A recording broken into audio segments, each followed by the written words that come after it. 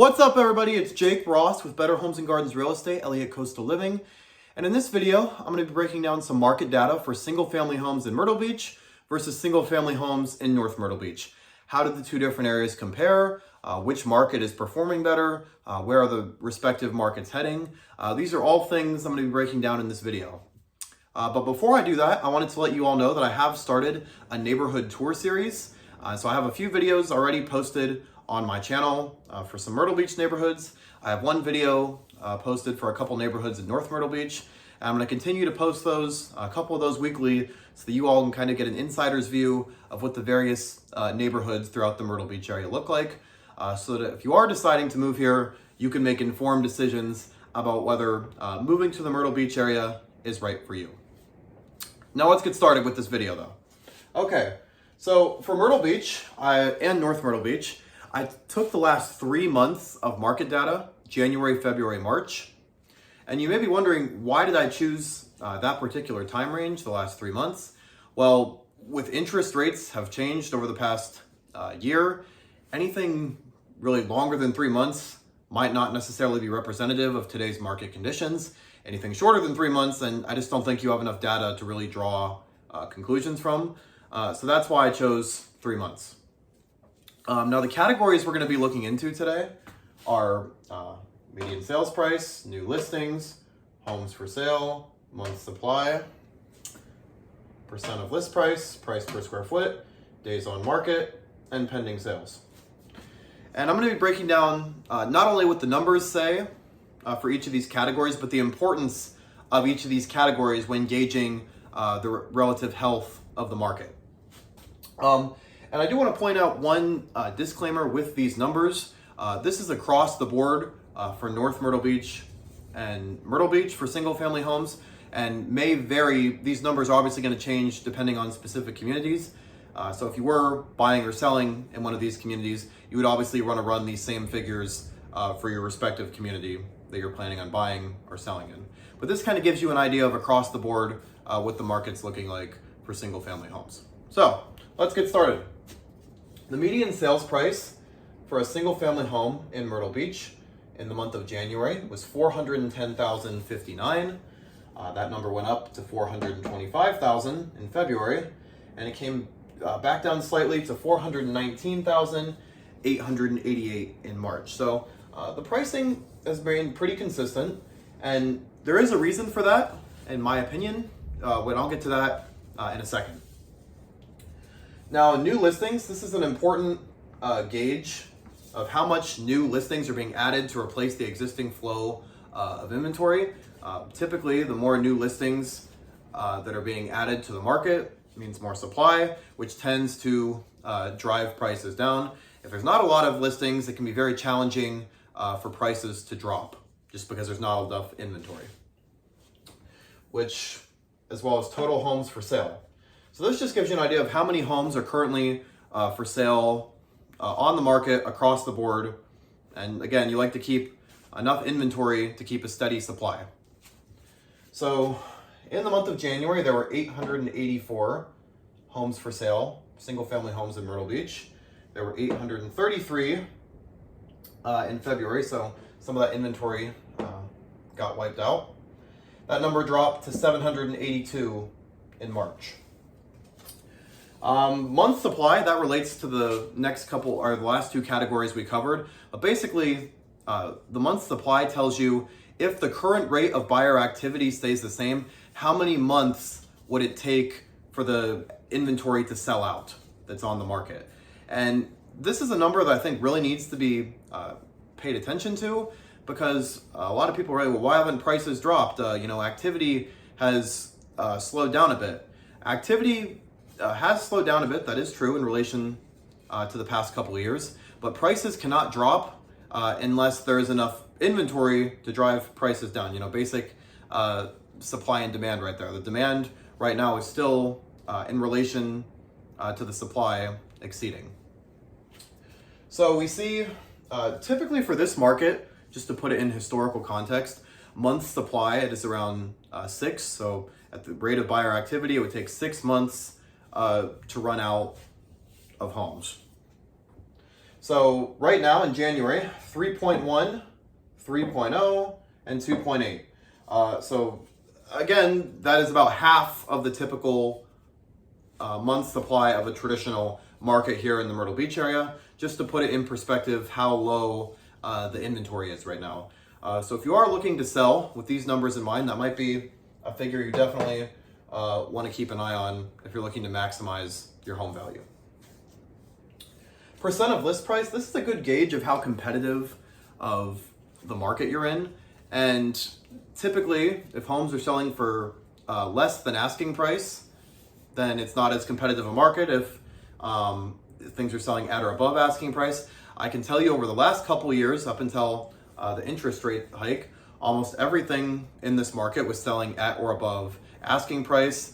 Multiple offer situations were very common. Now I would say multiple offer situations are happening, but mainly only for very competitive properties. And one of the advantages I would say right now, with this percent of list price dropping off in relation to the past couple years, if you are a buyer, there tends to be a lot more negotiating power than there has been over the past 2 years. You know, before, if you bought in the last 2 years, you were paying at or above asking price. You weren't asking for any closing costs, inspections. And now, from a buyer's perspective, despite the rates having risen, it may still be a good time to buy if you factor in the fact that as a buyer, you have a lot more negotiating power, and you can ask for things that may be considered that otherwise probably never would have been considered over the past couple of years. So that kind of gives you an idea. We went from 99.5% of percent of list price. So stuff was selling for under asking price. Then it went to 98.6 in February and 98.4. So that number remained pretty consistent. Price per square foot, that number I just like to keep an eye on because from a buyer's perspective or a seller's, it tells you what you're selling your home for in relation to other homes as far as price per square foot. And if you're buying a home, it can be a gauge like, am I overpaying for this home? But obviously, this number you definitely want to pay attention to, but you don't want to put so much attention to it because there can be factors that vary. Like if it's a new construction home, that's obviously going to be priced at a higher square foot than something that's a little bit older. And for those reasons, I think you want to keep an eye on it, but also don't necessarily be alarmed if the price per square foot is a little bit higher than the average. So days on the market, that can be a very good gauge of what the market's doing.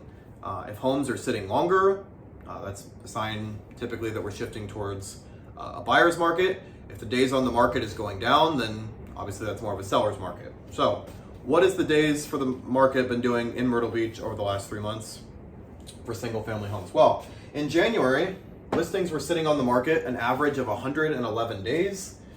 In February, that number came down to 104. And in March, that number rose to 125. So this is a number we want to keep an eye on. If that number, it appears, it went down in February and went back up. If that number remains pretty stable, then I would say that we're probably maybe in a seller's market, but I'd also, because of the low inventory, but I also think the days on the market can kind of balance it out from a buyer's perspective, because typically the longer a home sits on the market, the more negotiating power you have.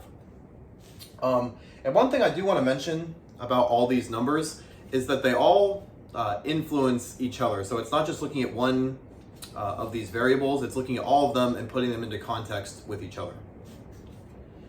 Pending sales. Now, when I get into this number, you all might be asking me, well, why didn't I choose closed sales? Well, a closed sale is when a home closes, not when it went under contract. So a pending sale kind of gives you a more accurate idea of what's going on with today's market conditions. And for that reason, that's why, for purposes of this video, I chose pending sales rather than closed sales. So, pending sales, there were 316 in January. That number dropped to 287 in February and rose way up to 377 in March. So definitely, now that we're in the spring season, we have seen an uptick in buyer activity. So these are the numbers for Myrtle Beach single family homes. How does that compare to North Myrtle Beach? Well, great question. I've put together that data and I'm going to show you all right now.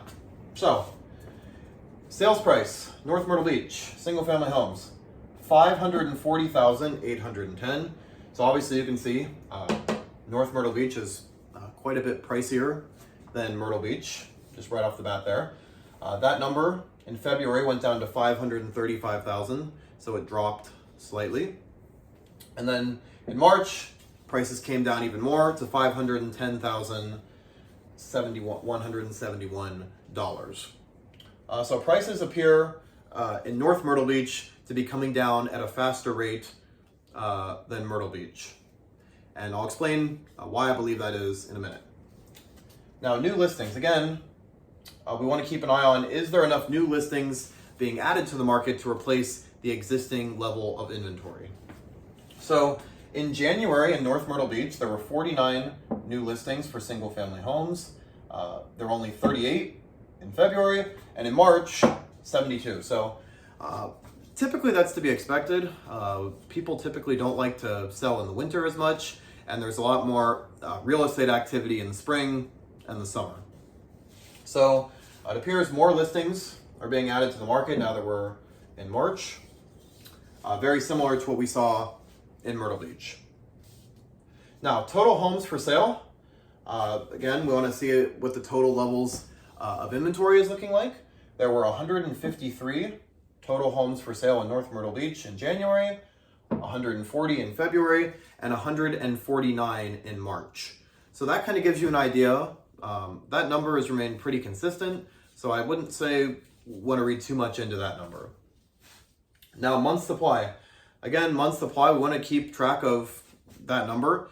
Month supply, as I said earlier in this video, means that at the rate of current buyer activity, how many months would it take to run out of homes for sale? So I told you a typical market is 6 for this area. And you'll see right here, North Myrtle Beach, we had 3.5 months of inventory in January. Number dropped to 3.2 in February. In March, that went up to 3.6. So there definitely is a little bit more inventory in relation to activity in North Myrtle Beach as opposed to Myrtle Beach, which might explain why the prices in North Myrtle Beach have fallen and the ones in Myrtle Beach have relatively stayed the same. Now, percent of list price, we want to look at this number here, gauge the competitiveness of the market we're in. 98.2% in January for single family homes, list to sale price 100% in February, 97.9 in March. So again, that can kind of be a gauge of what type of market are we in. Typically less than asking price. It is a slight seller's market, I would say, but not over the top in relation to what it was 3 years ago, the last 2 years. So next category, price per square foot. As you can see, $199 price per square foot in January, $212 in February, and $207 in March. And that number appears to be pretty consistent. So if you are looking to purchase a single family home in North Myrtle Beach, you will be paying more price per square foot than if you purchase in Myrtle Beach. Next category, days on market. So how does this compare to Myrtle Beach? Well, I would say, we start with 138 days in January. That number dropped to 106, and that number dropped again to 87. So North Myrtle Beach, interestingly enough, may be shifting with that number in mind, if that number continues across that trend, back towards a seller's market, which is, if you are looking to sell, that number is something you want to keep in mind. If homes are selling faster, that tends to drive up prices you could get for your home. And so obviously, Myrtle Beach stuff is sitting a little bit longer. North Myrtle Beach, the days on the market is starting to go down. So just some differences there to keep in mind. Pending sales, what did the buyer activity look like in North Myrtle Beach over the last 3 months for single family homes? Well, in January, we had 45 pending sales.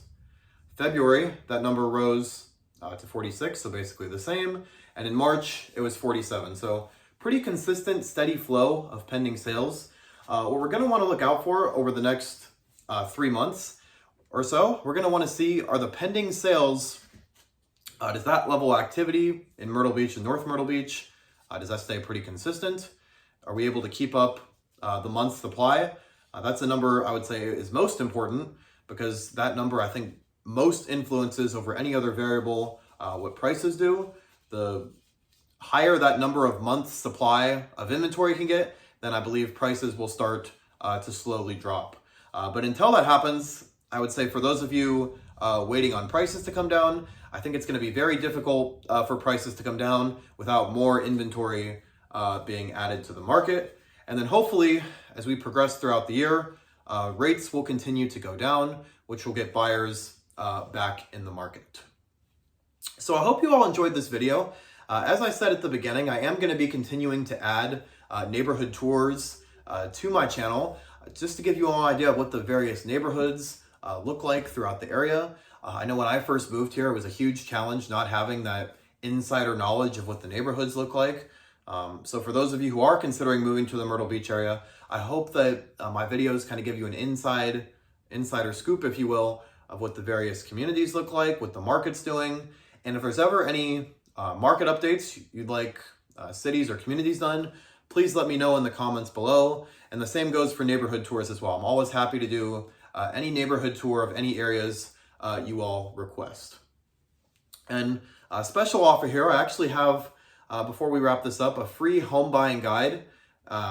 So if you are considering buying a home and you don't know where to start, one, I would advise you be sure to check out my website, jakesellsatthebeach.com, which I'll post in the description, which is going to give you all the latest articles on market insights and home buying tips to get you started. And if you leave a comment below, I'll also send you a free home buying guide that'll tell you everything you need to know about the home buying process. And I also did a video that I'll post in the description about 5 steps for buying a home in 2023.